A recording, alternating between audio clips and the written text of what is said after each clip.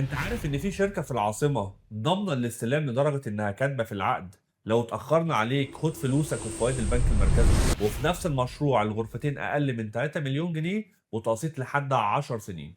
ولا دي بالمناسبة مش شركة جديدة، دي شركة سلمت اكتر من 110 مشروع بالفعل. يعني تقدر تنزل بنفسك تشوف مستوى التشطيب والاستلامات، لان مشروعاتهم ساكنة وعايشة. المشروع على مساحة 33 فدان، لكن عليه 22 عمارة بس، وده معناه كثافة سكانية أقل وخصوصية أعلى. غير إن العمارات أرضي وست أدوار غير اللي متعارف عليه في العاصمة تماما اللي بتكون أرضي وتمن أدوار. ودي أول مرة هنشوف في العاصمة بنت هاوس، وكمان في تعاقد نهائي مع فندق عالمي جوه الكومباوند. ده هيديك مستوى خدمات أعلى وفرص أقوى للإيجار.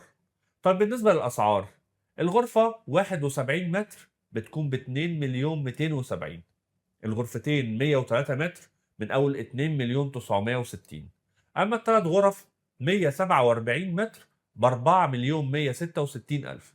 الاستلامات بعد 4 سنين، مقدم 5% وأقساط لحد 10 سنين.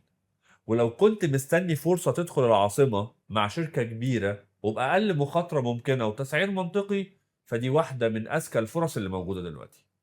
أنا توني جمال، ودي فرصة مش موجودة. تواصل معايا عشان تعرف خصم اللونش وباقي التفاصيل.